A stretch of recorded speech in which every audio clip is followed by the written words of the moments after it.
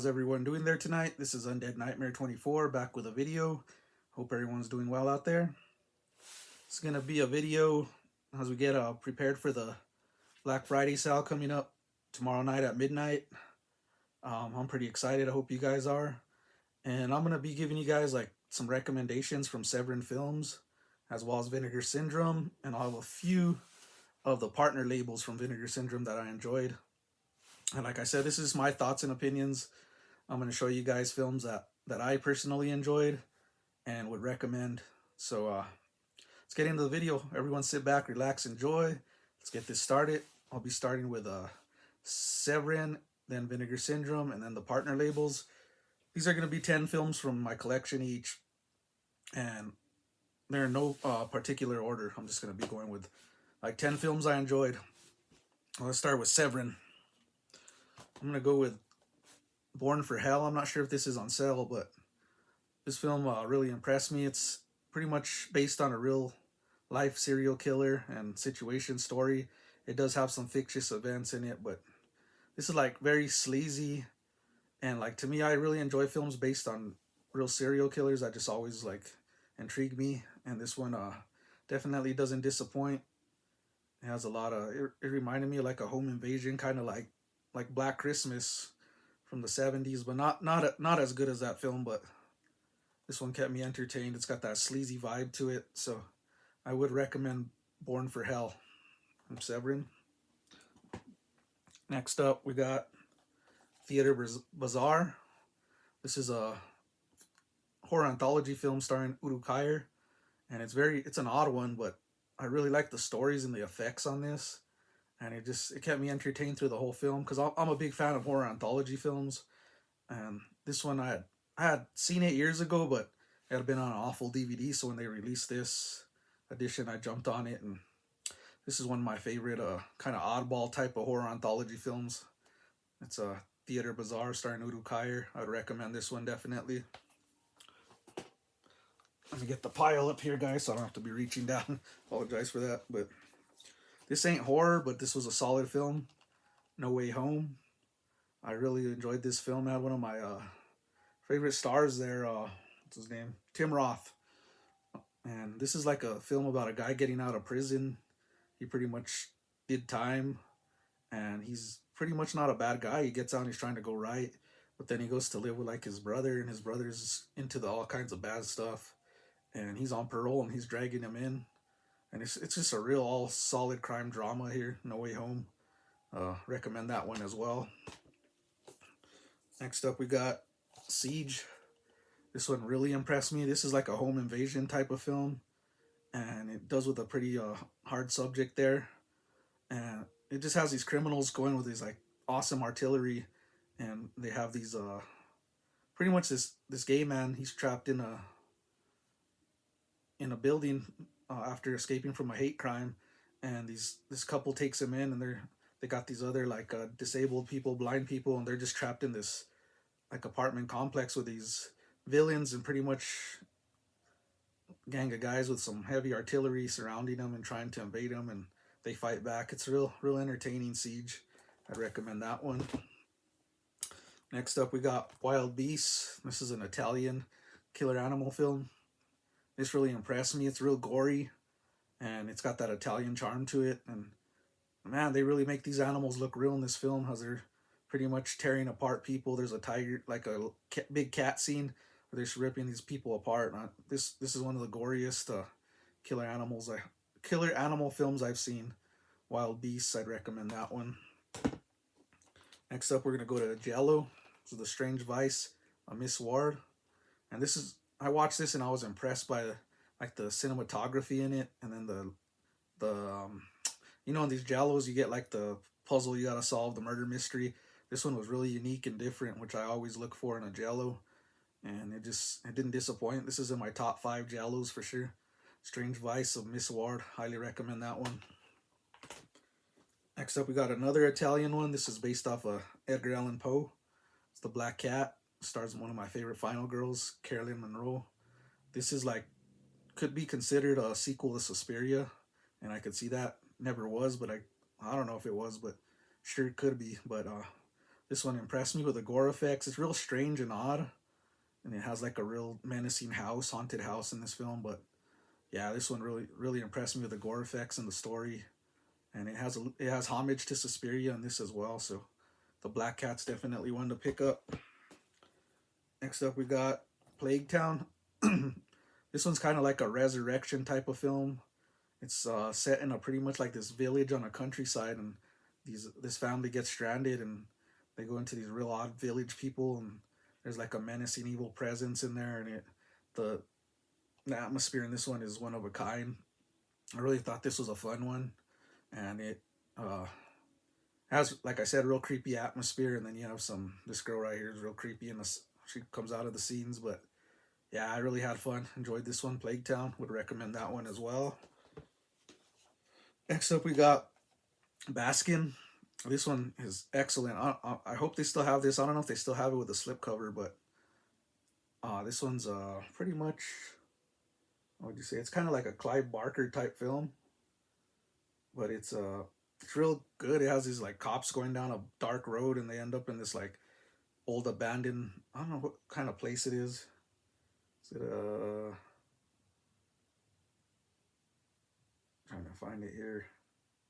I don't know. It's this old abandoned building, but they end up in this nightmarish type of area, and they end up going through there, and there's like these haunting events, and then it just leads to a real like eye-opening ending that left me pretty much like, I wouldn't say in shock, but just like out. It got me off guard, and it has this real creepy, menacing looking kind of creatures in this film, real reminiscent of like Hellraiser, I would say. But yeah, this one was a fun one. Baskin, recommend that one.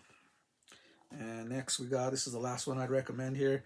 This is a Massacre in Dinosaur Valley. This is an Italian film. It's kind of like a action adventure film, but it's real fun. It has the guy from, what's that film? Fall from New York, another Italian horror film I enjoy. But yeah, he's this one's pretty fun. It has this guy going around like in this other area, and he ends up meeting these goons and fighting them. It's just like fun. It reminded me a lot of Big Trouble in Little China, some type of film like that. But I highly recommend Massacre and Dinosaur Valley, especially if you're a fan of those like odd type Italian films. This one's right up there. So I didn't do box sets because you guys pretty much know about the box sets. So I just went with like the ones that I really enjoyed on pickups. So now we're gonna get into Vinegar Syndromes. I got 10 from there, and then I got 4 of them from the partner label. So let's get this one going. Let me get the pile here, guys. And some of these aren't on sale, so some might be. I don't know if slipcovers are out of print. I didn't keep up with all that, but these are 10 that I enjoyed.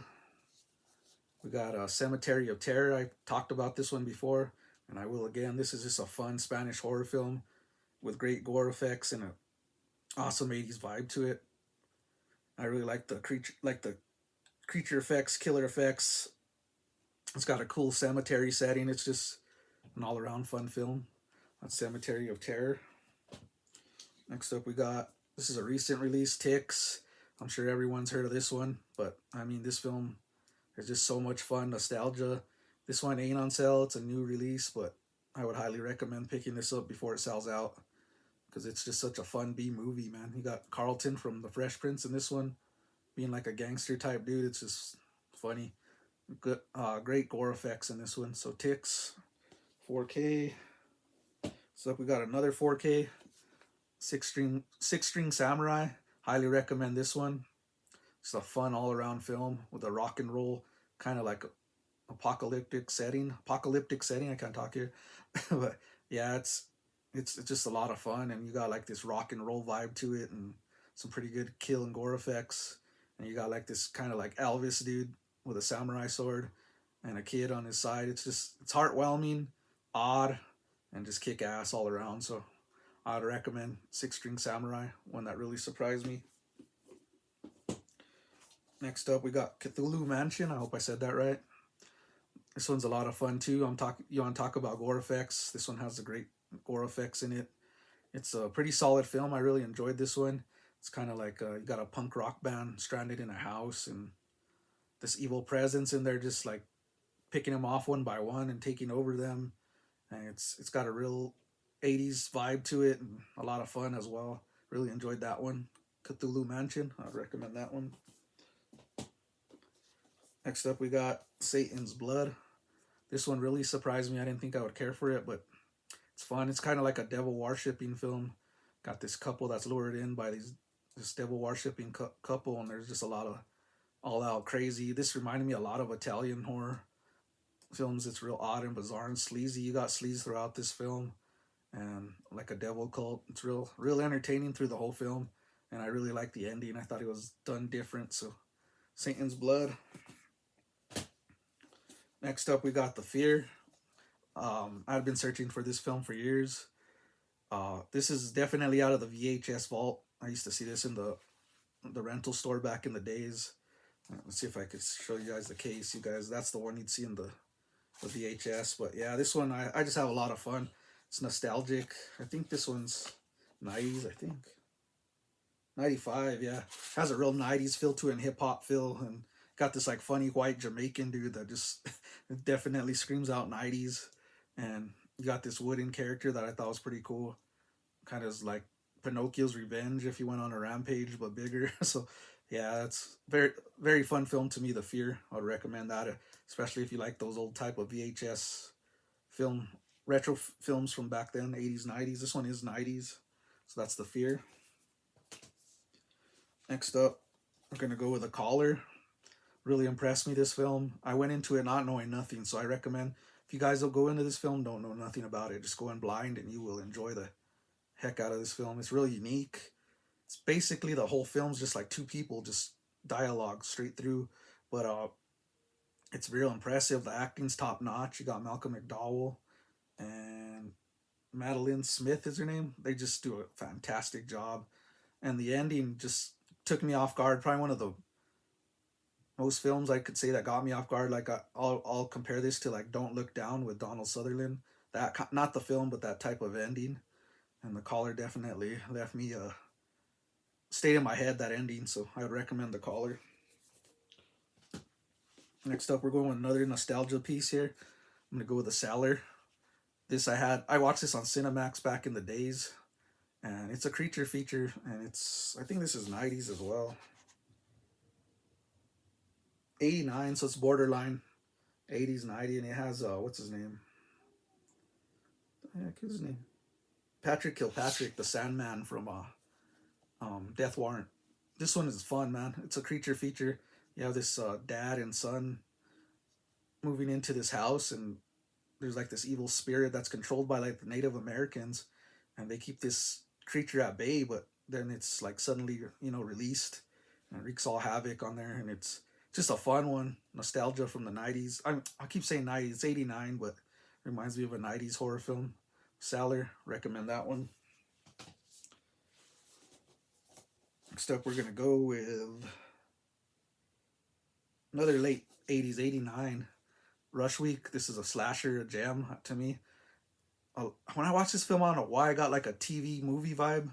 It's like just filmed that way, but like with a lot of sleaze, so it couldn't be a TV slasher. But yeah, this one it's a fun one as well. I really liked it. The twist was pretty solid, and it's just one of those solid slashers you got to see. It's from the nostalgia place too as well. Rush Week. And last, we got All American Murder. This one surprised me as well. It's very cheesy. As one of my favorite actors, Christopher Walken. And yeah, this one's 90s out, man. I think it is 90s, right? I forget these years, guys.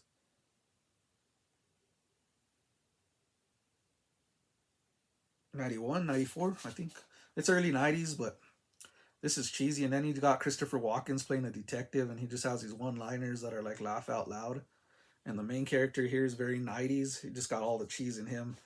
And you got like a murder mystery in this one.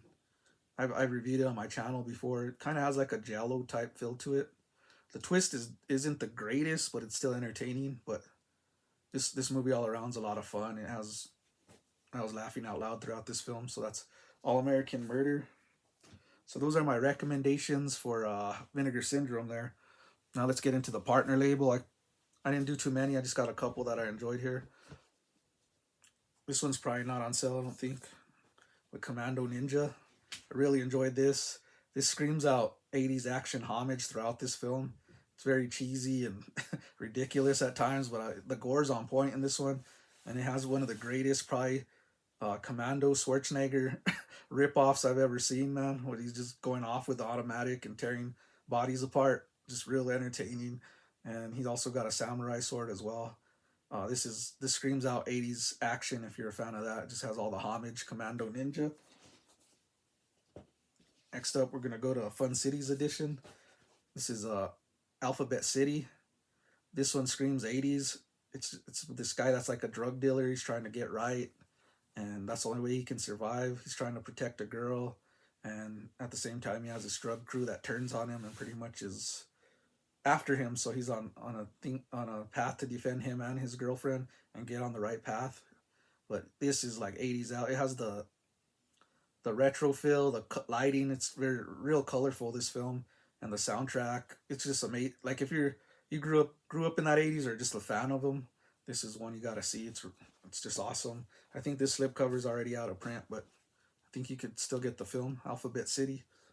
Real fun one. Next up, we got one of my favorite actors here, Walking the Edge. This is Robert Forster, and this kind of like a revenge film too, man. You got this drug crew led by Joe Spinell, one of my other favorite actors, and you got this lady right here. She gets caught up with him in a situation where one of her I think it's her husband gets murdered, and she wants revenge. So she pretty much goes on a revenge path and runs into Robert Forster, who's driving a taxi, and he gets drug into this. At first he wants no part, and then he ends up wanting to defend her, knowing these guys are bad. It's just a fun all around shoot 'em up kind of revenge film, Walking the Edge. And last is one of the recent releases. This is Last Matinee. This is getting released on Arrow Video as well. And I talked about this, I already reviewed it, so I'm just going to give a quick thoughts. This is one heck of a slasher. I just love the gore and the colors. I've talked about this, the theater setting. And you pretty much have this girl. She's a daughter of the projectionist. I cannot talk. The one who works the projector in the movie theater. Got tongue-tied there, but she goes and has a night there at work, and there's a killer in the theater just picking off everyone one by one. And you got pretty much, I mean, it's a fight. This guy, the killer, pretty much likes to collect eyeballs and do stuff with them. I'll leave it there. But this is a pretty good slasher. I really liked it. Last Matinee. So those are going to be my recommendations, guys. I hope you enjoyed that. Everyone have a great night out there. Have a happy Black Friday sale if you're participating. Vinegar Syndrome, Severin, I'm excited. So take care. Leave a like, comment, subscribe.